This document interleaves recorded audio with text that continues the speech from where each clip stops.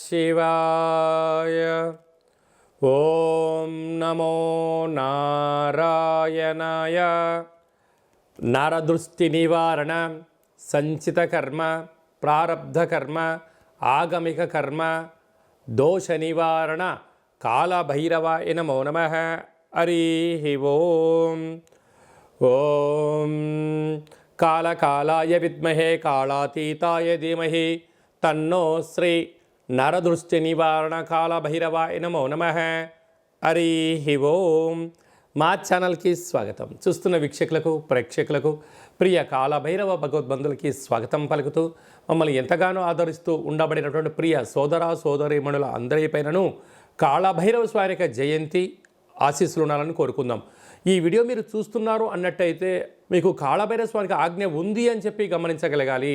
ఈ వీడియో ప్రారంభం నుంచి చివరిదాకా మీరు ఎప్పుడైతే చూస్తారో కాళభైరవ స్వామికి ఆశీస్సులు కలిగి అష్ట కష్టాలకు స్వస్తి పలికి అష్ట ఐశ్వర్యాలకు, ఆనందాలకు, రాజభోగాలకు మీరు అర్హులు అవుతారు అని చెప్పి కాళభైరవ స్వామికి ఆజ్ఞ చేత మీకు చెప్పడం జరుగుతుంది.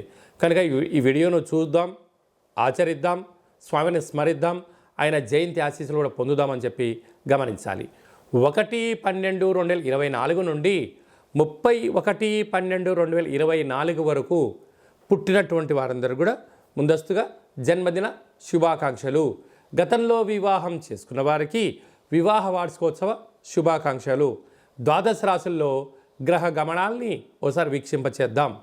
వృషభ రాశిలో గురు సంచార స్థితి శత్రుస్థానంలో, కర్కాటక రాశిలో కుజ భగవానుడు నీచ సంచార స్థితి, కన్యరాశిలో కేతు సంచార స్థితి, వృశ్చిక రాశిలో రవి బుధ సంచార స్థితి, బుధాదిత్య రాజయోగము, ధనుసు రాశిలో శుక్ర భగవానుడు సంచార స్థితి, కుంభరాశిలో శని భగవానుడు స్వక్షేత్ర సంచార స్థితి, మీనరాశిలో రాహు సంచార స్థితితో ద్వాదశ రాశుల్లో గ్రహ గమనాలు ఈ విధంగా ఉన్నాయి. కనుక స్వామివారి యొక్క ఆశీస్సులు పొందుదాం, కష్టాలకు స్వస్తి పలుకుదాం, ఐశ్వర్యానికి స్వాగతం పలుకుతాం.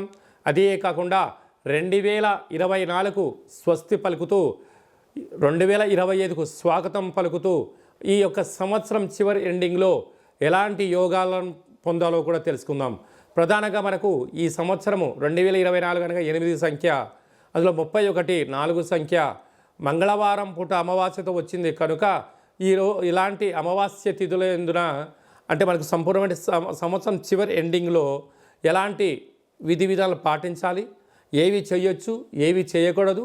అలాగే డిసెంబరు 1వ తారీఖున కార్తీక మాస అమావాస్య ఆదివారంతో కూడుకున్న అమావాస్య ఉంది. కనుక ఎలాంటి విధులు పాటించాలో కూడా సంపూర్ణంగా తెలుసుకుందాం.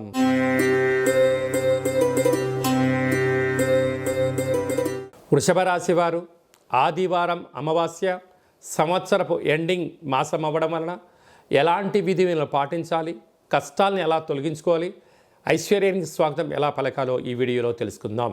వృషభ రాశిలో ఏ ఏ నక్షత్రాలు వస్తాయి అనగా కృత్తికా నక్షత్రంలోని 2, 3, 4 పాదాలు, రోహిణీ నక్షత్రంలోని 4 పాదాలు, మృగశిర నక్షత్రంలోని 1, 2 పాదం కలిపితే వృషభ రాశి. చాలామందికి పుట్టినటువంటి కాల సమయంలో డేటా ఆఫ్ బర్త్లో లేనటువంటి కారణం వలన పేరు యొక్క మొదటి అక్షరాన్ని అనుసరిస్తూ ఆ రాశిని తెలుసుకునే ప్రయత్నం చేద్దాం. ఈ, ఉ, ఏ, ఓ, వా, వి, ఉ, వే, ఓ అక్షరాల వారందరూ కూడా వృషభ రాశి జాతకులే. వృషభ రాశి యొక్క అధిపతి శుక్ర భగవానుడు. వీరికి రాశిలోనే గురువు శత్రుస్థానంలో సంచారం చేయడం వలన అనవసరమైన ఆలోచనలు, ప్రయాణాలు, పక్కవారు వచ్చి ఇది చెప్పడం, అది చెప్పడం, వారి గురించి మీరు సమయాన్ని కేటాయించడం వలన ధనం, సమయం వృధా అవ్వడమే కాకుండా మీ వ్యక్తిగతమైనటువంటి పనులలో సమయాన్ని ఇవ్వలేని పరిస్థితుల్లో మీరు వెనకబాటు పడేటడం, ప్రయాణాల్లో ఆటంకాలు, ఇబ్బందులు పొంచి ఉన్నాయి. తస్మాత్ జాగ్రత్త. తృతీయంలో కుజ భగవానుడు నీచభంగ రాజయోగ స్థితిలో ఉండడం వలన తల్లిదండ్రులతో మౌనంగా ఉండండి, అన్నాదమ్ములతో స్నేహపూర్వకంగా ఉండండి, సహా కుటుంబ మిత్రులతో ఆహ్లాదంగా గడిపే ప్రయత్నం చేయండి. లేకపోతే మానవ సంబంధాలు, ఆర్థిక సంబంధాలు, నేర సంబంధాలు జీవితం అంతా ఇబ్బంది పడే పరిస్థితి గోచరిస్తుంది. తస్మాత్ జాగ్రత్త. అలాగనే 5వ స్థానంలో కేతు సంచార స్థితి ఉండడం వలన వివాహమైన దంపతులకు పిల్లల యొక్క చదువులు, అభివృద్ధి, పిల్లల యొక్క ఆలన పాలన చూసుకోవడంలో విజయం మీ సొంతం అవుతుంది. సప్తమంలో బుధాదిత్య రాజయోగం, ప్రభుత్వ ఉద్యోగం ప్రయత్నం చేసేవారికి చాలా మంచి కాలము. పరీక్షాకాల సమయంలో కానీ పై అధికారులతో కానీ సహా ఉద్యోగస్తులతో గౌరవాన్ని ఇచ్చి పుచ్చుకోండి. ప్రమోషన్స్ మీ సొంతమయ్యే అవకాశాలు ఉన్నాయి. అదే కాకుండా అష్టమంలో శుక్ర భగవానుడు ఉండడం వలన ఈ ఆదివారం అమావాస్య సందర్భంగా సంవత్సరపు చివరి రోజులు కాళభైరవ జయంతి సందర్భంగా మీ విలువైన బంగారు ఆభరణాలు, ల్యాప్టాప్లు, ఫోన్లు, బ్యాంకులో ఉండబడిన డబ్బులు ఓటీపీల ద్వారా దొంగలించబడే పరిస్థితి చాలా అధికంగా ఉంది. కనుక ఇలాంటి కాల సమయంలో వీళ్ళతో అప్రమత్తంగా ఉండడం, సెల్ ఫోన్లు ఛార్జర్లు కానీ లేకుంటే ఏదన్నా మెయిల్ వచ్చిందనో లేకుంటే ఏదో ఎస్ఎంఎస్ వచ్చిందో లింక్ వచ్చిందో ఆన్ చేయడం వలన మీ ధనం పోగొట్టుకునే పరిస్థితి చాలా అధికంగా ఉంది. కనుక ఈ ఆదివారం అమావాస్య రోజున ఈ కాళభైరవ జయంతి సందర్భంగా మనము కొబ్బరికాయతో నారికేల దీపాన్ని పెట్టుకొని వాటిని దానము చేయడం వలన విలువైనటువంటి బంగారాభరణాలు, డబ్బులు, ఫోన్లు, ల్యాప్టాప్లు చోరీ కాకుండా మీ ధనం వృధా కాకుండా కాపాడే పరిస్థితి ఉంటుందని చెప్పి కూడా గమనించాలి.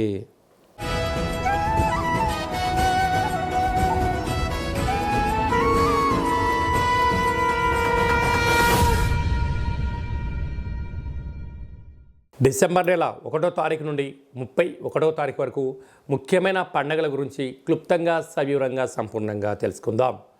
1వ తారీఖు కార్తీక మాసము ఆదివారము అమావాస్య సందర్భంగా మనమందరము కూడా నివసించే ఇంటికి, వాహనాలకు, వ్యవసాయ క్షేత్రాలకు ఒక ఎర్రటి గుమ్మడికాయని కానీ ఒక బూడిద గుమ్మడికాయని కానీ దిష్టి తీసి పగలగొడదాం, నరదృష్టిని తొలగించుకుందాం. అలాగే ఆ రోజు వెన్నతో దీపం పెడదాం, పోలి అమావాస్య ఆశీస్సులు పొందుదాం.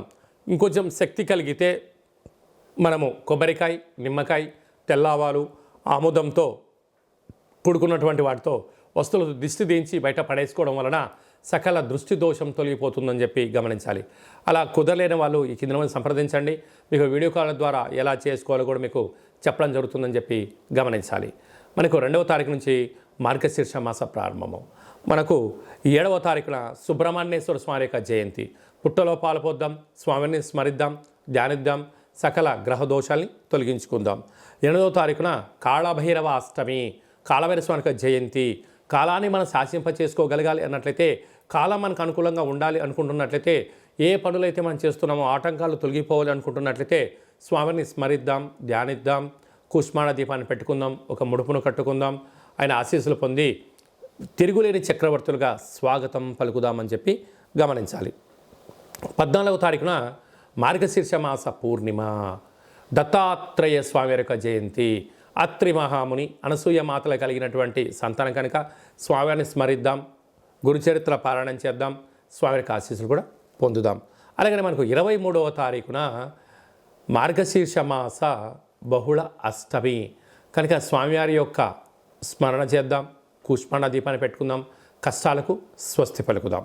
అలాగే మనకు 28వ తారీఖున శనివారము, శని త్రయోదశి సందర్భంగా ఈ ఆంగ్ల సంవత్సరంలో చివరిగా వచ్చేటువంటి శనివారం, శని త్రయోదశి సందర్భంగా మనకు అనుకూలంగా లేనివారు, ఆరోగ్యం కావాలి, రాజయోగం కావాలనుకున్న వారు శనేశ్వర స్వామిని స్మరిద్దాం, ధ్యానిద్దాం, నల్లటి నూనెలతో అర్చన చేసుకుందాం, విశేషం నల్లటి ఒత్తులతో దీపం పెడదాం, స్వామి యొక్క ఆశీస్సులు పొందుదాం.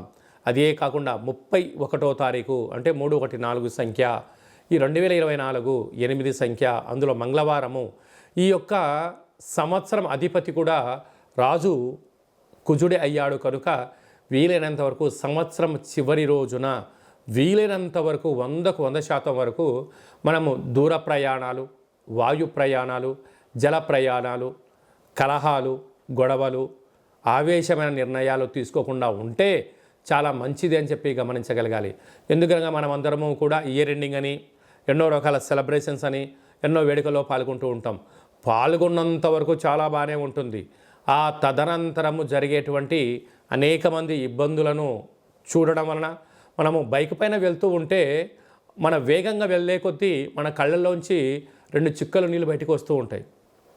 అంటే మనకు దేనికి సంకేతం చెప్తుందంటే, బాబు మితిమీరిన వేగం పనికిరాదు, నువ్వు నీ కంటిలో నుంచి చుక్కలు బయటకు వస్తున్నాయంటే నీ కోసం ఎదురు చూసేవాళ్ళు నీ తల్లిదండ్రులు మీ భార్య పిల్లలు నీ ఇంటి దగ్గర ఉన్నారు, మితిమీరిన వేగం పనికిరాదు అని చెప్పి మన దేహము ప్రకృతి ద్వారా చెప్తుంటుంది.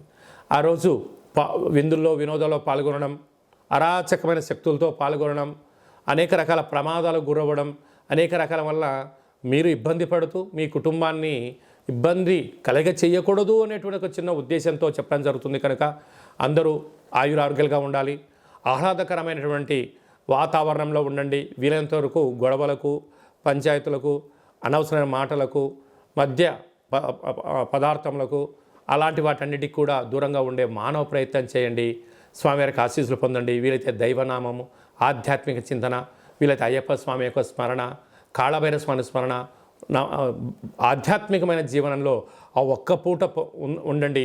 రాబోయే కాలం అంతా కూడా మంచి కాలమే అని చెప్పి గమనించాలి. కనుక మనమందరము కూడా ఇంకనూ ఈ యొక్క డిసెంబర్ మాసంలో విజయాన్ని సాధించగలగాలి అన్నట్లయితే ఒక పాత్ర కంచు పాత్ర అంటారు. ఈ యొక్క పాత్రలో 12 రాసులు అచ్చు వేయడం జరుగుతుంటుంది. ఈ పాత్రను ఎలా ఉపయోగించుకోవాలి, అదృష్టానికి ఎలా స్వాగతం పలకాలో మనం తెలుసుకుందాం. ఇలా ఒక్కసారి శబ్దం చేస్తే ఓంకార శబ్దం రావడం జరుగుతుంది.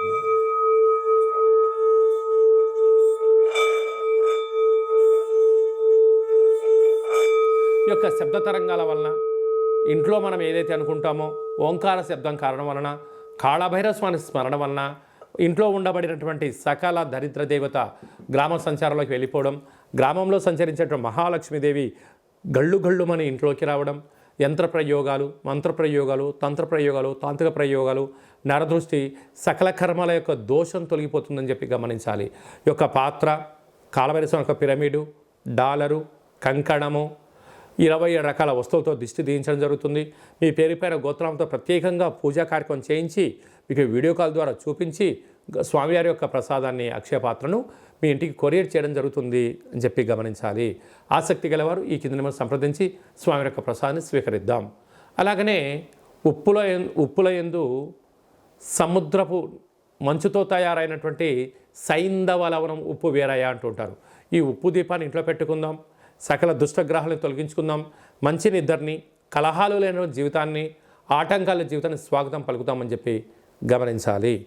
అందుకే ఉప్పు దీపం ఎక్కడైతే ఉంటుందో అక్కడ ఐశ్వర్యము, లక్ష్మీదేవి తాండవ మారుతుందని చెప్పి కూడా గమనించాలి. అలాగనే మీ వ్యక్తిగత జాతకం తెలుసుకోవాలనుకుంటున్నారా? మీ యొక్క పేరు, పుట్టినటువంటి తేదీ, నెల, సంవత్సరం, సమయం రాసి వాట్సాప్లో పంపించినట్లయితే 100 సంవత్సరాల జాతకాన్ని వ్రాసి మీకు పంపించి పుట్టినప్పుడు గ్రహ గమనాలు ఎలా ఉన్నాయి, ప్రస్తుతం ఎలా ఉంటున్నాయి, రాబోయే కాలంలో ఎలా ఉంటున్నాయో సవిరంగా తెలియజేయడం జరుగుతుంది. చాలామందికి పుట్టినటువంటి కాల సమయంలో డేటా ఆఫ్ బర్త్లు లేనటువంటి వారికి మీ పేరు యొక్క మొదటి అక్షరాన్ని అనుసరిస్తూ ఆ రాశిని తెలుసుకొని ప్రయత్నం చేద్దాం. అది తెలియచేసి రమణ శాస్త్రం ద్వారా భూత భవిష్యత్ వర్తమానాన్ని గవ్వళ ద్వారా కాళభైరవ ఉపాసన చేత మీకు తెలియజేయడం జరుగుతుందని చెప్పి గమనించాలి. మన యొక్క దేవాలయంలో ఎవరైతే జాతకం, జ్యోతిష్యం చెప్పించుకుంటారో వారికి కాళభైరవ స్వామి యొక్క పూజ, అర్చన, అభిషేకము, దీపము, ముడుపు కట్టి మీకు వీడియో కాల్ చూపించడం జరుగుతుందని చెప్పి గమనించాలి. అందుకే మీ అబ్బాయి కానీ అమ్మాయి కానీ తరచుగా ఎంత ప్రయత్నం చేసినా వివాహం అవ్వడం లేదా? ఎందుకు అవ్వడం లేదు? జాతకంలో ఎలాంటి ఇబ్బందులు ఉన్నాయి, ఎలాంటి అమ్మాయి వల్ల యోగం కలుగుతుందో మీకు తెలియజేయడం జరుగుతుంది. అలాగనే మీ అప్పుడే పుట్టినటువంటి మీ యొక్క చిన్నపిల్లలకు ఆధ్యాత్మికమైనటువంటి పేర్లు ఎలా పెట్టుకోవాలి, ఆ నక్షత్రం యొక్క స్థితిగతులు అంటే తెలియజేయడం జరుగుతుంది. కనుక ఈ వీడియో ప్రారంభంలోనే చెప్పడం జరిగింది. ఈ వీడియోను ఎవరైతే చివరిదాకా చూస్తారో వారికి కాళభైరవ స్వామి ఆజ్ఞ ఉంటేనే చూస్తారు. కాళభైరవ స్వామికి ఆశీర్వాదం వలన అష్ట కష్టాలకు స్వస్తి పలుకుతూ అష్టైశ్వర్య స్వాగతం ఎలా పలుకుతారో మీకు ఈ వీడియోలో అర్థమైందని అనుకుంటున్నాను. అందరిపైనను కాళభైరవ స్వామికి ఆశీస్సులు ప్రసాదించాలని కోరుకుంటూ ఆశీర్వచనం. ఓం శతమానం భవతి శతాయు పురుష సతేంద్రియ ఆయుష్యేవేంద్రియే ప్రతిష్టతి ధనం ధాన్యం బహుపుత్రలాభం శత సంవత్సరం దీర్ఘమాయు సర్వే జనా సుఖినో భవంతు లోకా సమస్తా సుఖినో భవంతు. సర్వం కాళభైరవ జయంతి దేవత కాళభైరవ దేవతార్పణమస్తు. హరి ఓం. ఈ వీడియో మీకు నచ్చినట్టయితే లైక్ చేయండి, షేర్ చేయండి, మా ఛానల్ని సబ్స్క్రైబ్ చేసుకోండి. మేము చేస్తున్న ఆధ్యాత్మిక వీడియోలు అందరికన్నా ముందు మీరు చూడాలనుకుంటున్నట్లయితే, అందరికన్నా మీరు మొట్టమొదట అదృష్టవంతులు అవ్వాలి అనుకున్నట్లయితే ఈ వీడియోను షేర్ చేసి భగవద్బంధులకు మిత్రులకు చేరవేయండి. మీరు ఎవరి క్షమాన్నత కోరుకుంటున్నారో లేక మీ క్షమాన్ని ఎవరితో కోరుకుంటున్నారో ఈ ఆధ్యాత్మిక సమాచారం చేరవేసి కాలభైరవ స్వామికి ఆశీస్సులు పొందగలరు.